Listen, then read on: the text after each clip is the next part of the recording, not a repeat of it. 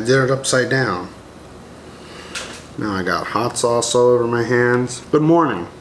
Welcome back. We're going to destroy this overwhelmingly caloric sandwich. I can't even fit it in my mouth. I need water. Biscuits are way better fresh. I made this like 2 days ago, falling apart a little bit. Like the biscuit wasn't perfect anyway, but it was definitely better fresh out of the oven. We're gonna continue this style of video that I did last week. Last week I said, you know, I go to the store all the time, and then at some point I just get to this point and I'm like, I gotta clear out my fridge, and we play this game of what's in my fridge. So this week we're gonna play what's in my fridge. What's in my fridge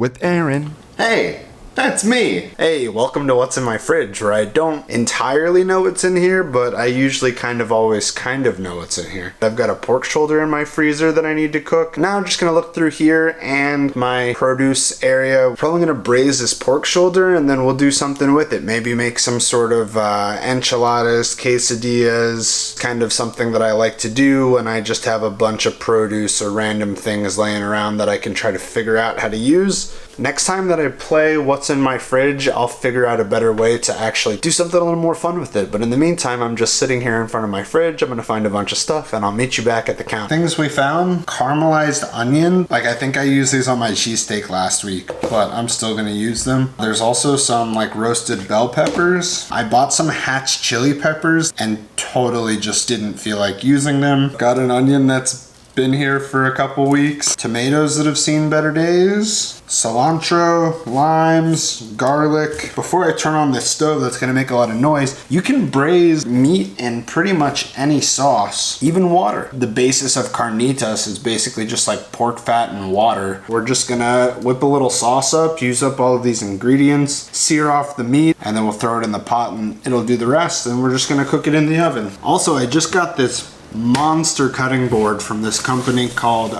Booze Block. Really, really nice. This is probably going to be kind of like the new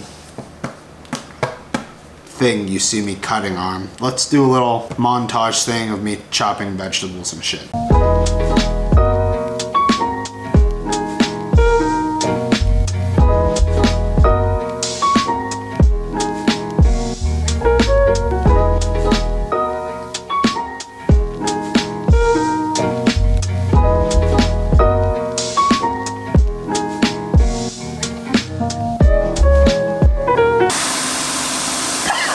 Pretty much just cooking down all these vegetables, cumin and paprika, lime juice, and maybe some vinegar, maybe some water. Stock would be good too if I had any stock, but I don't actually have any right now. We're just gonna stick with water because that's gonna work just fine. Once you kind of have stuff burnt on the bottom of the pan, they call that a fond. That's a lot of flavor. So then you add some liquid, and then we really need a wooden spatula or something to really scrape off the bottom of the pan and get all of that stuff kind of incorporated. I love using silicone spatulas, but they don't really work for scraping the bottom of pans. You don't have to blend the sauce, but I like to.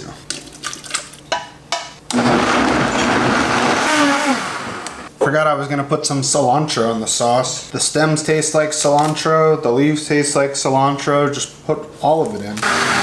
Cool, sauce is done. It's a little thick. I can already tell I'm probably gonna wanna add a little bit of water. It's okay for it to be thick. Like, there's no problem with it being thick. It's just kinda need to cover the meat at least halfway, if not more, in the sauce. Silky smooth. So now we have the sauce. Sometimes I don't actually have the meat, but I'll just make a sauce like this, and then I can keep it in the fridge or the freezer until I have something to braise in it. Shall we give it a taste? I think it needs a little bit more salt. There's like nothing traditional about this other than the fact that I'm just like using what's available, which I guess is probably how a lot of sauces were made. For them, it was what they could grow and what was in season and all that stuff. And for me, it's just like, what are all the things that I bought that are still in my fridge that are gonna go bad? It's the same concept, right? And it's a concept that counts. It doesn't have to be authentic or traditional or whatever. Someone's gonna tell me I'm an idiot, but this is what I'm making. Let's sear off the pork. A pork butt is a pork shoulder, but it got its name because they used to be packed into barrels called butts. The more you know. Obviously fat is a good thing, but this one's just got a little bit too much fat on it. Trimmed off some of that fat. We'll save that. My salt bowl. I am a big firm believer in Diamond Crystal kosher salt versus Morton's or any other salt really. But the most important thing is that like just using the same salt every time, because I understand how it works. I understand how it feels in my hand. I know how much this much tastes like.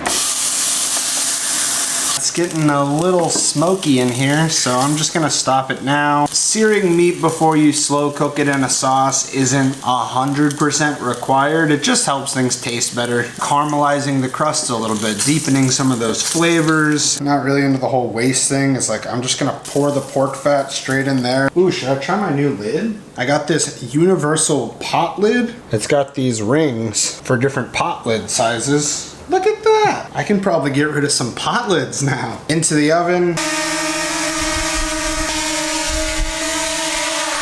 I bought a drone. It's probably not recommended that I start flying this around inside. I'm going out to Chris's event. Y'all remember Chris from the Wyoming trip. Big Bird, mid-sized sedan, and Raven's Nest. Holy shit.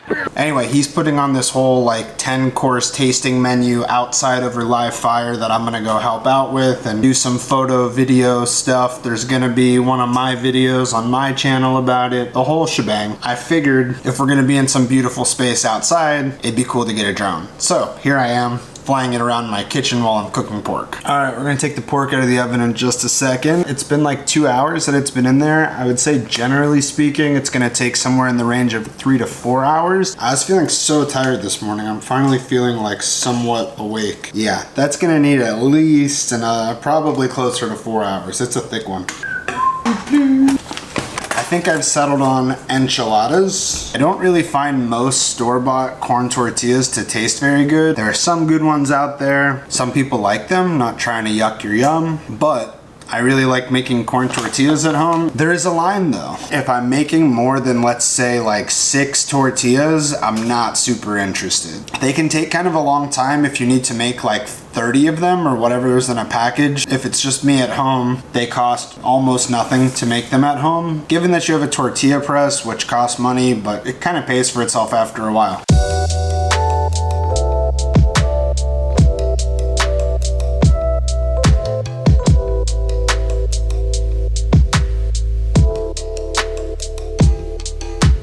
So I kind of forgot like the best part about making tortillas today. It's this beautiful comal. I spent some time seasoning it the other day, but this is my first time to actually use it. The other cool thing about making tortillas from scratch is I get to decide how big they are. Tortillas are done. Blah, blah, blah, blah, blah.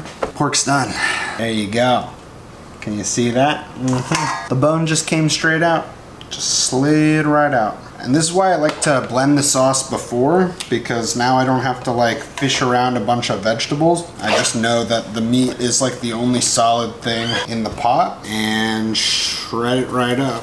I guess the reality is this probably could have stayed in for 30 more minutes, but kind of ready to be done with it. We got the old ladle. Just gonna start ladling in some of this sauce. And this is gonna do 2 things. 1, it's gonna help further flavor the meat. 2, it'll just help things shred up a little bit better. This took a lot of time. The thing is, especially if you're working from home, or if you're not, you could start some meat like this in a slow cooker or in your oven and leave home. You would just turn the temperature down. So like I was trying to get this going quicker, and so I cooked it at 350. If I wanted it to get it done in like 8 hours, I'd turn the oven down to like 250 degrees or less, and like you could start this before you leave for work in the morning and come home later, and it's like totally done for you. You know, all of this stuff, it's like it takes time, but there's a lot of stuff that you can do to make it feel like it's not taking time. We got the tortillas, meat, sauce, a plate, and our sweet little baking dish. Dip our tortilla in the sauce, throw it on the plate, lick our fingers. I guess I'm only going meat in these guys. Roll it up and put it seam side down in our baking dish. We got this loaded up. Just take some of our sauce. Like, this sauce could be thicker. Also, I don't know if you can hear it, they're like power washing my apartment again. Not sure why. This is queso Oaxaca cheese. It's almost like mozzarella in many ways, but from Mexico. I just like it. I don't like it when they don't put that much cheese on it. So I'll throw it in the oven for a few minutes, maybe crank on the broiler. That's pretty much it. I was thinking about making rice or beans earlier today. In the middle of doing all of this, I also filmed a TikTok video. I started editing that. I pretty much just made this, and this is gonna be more than enough food. All right, last thing before this comes out of the oven, I've got some sour cream and I've got some lime juice. I left it in there a little bit too long. I feel like I can confidently say this looks way more like lasagna than it does enchiladas. Kinda don't care, I'm kinda into it. A little more sauce, and then we can take our drizzle. Then we can hit it with some cilantro. And just like that, we've got some enchiladas. They look pretty decent. I got these standing plans. I usually hang out with my best friend. He's out of town, but I'm going to play pickleball without him because I'm an independent woman. And I'm gonna go enjoy these enchiladas now. Maybe I'll do that right this second. If I was an enchilada, I'd be covered with cheese. Cheers. That's pretty good. I don't even know if I'm gonna put this video out because as I'm filming it, I just don't think it's gonna be that good.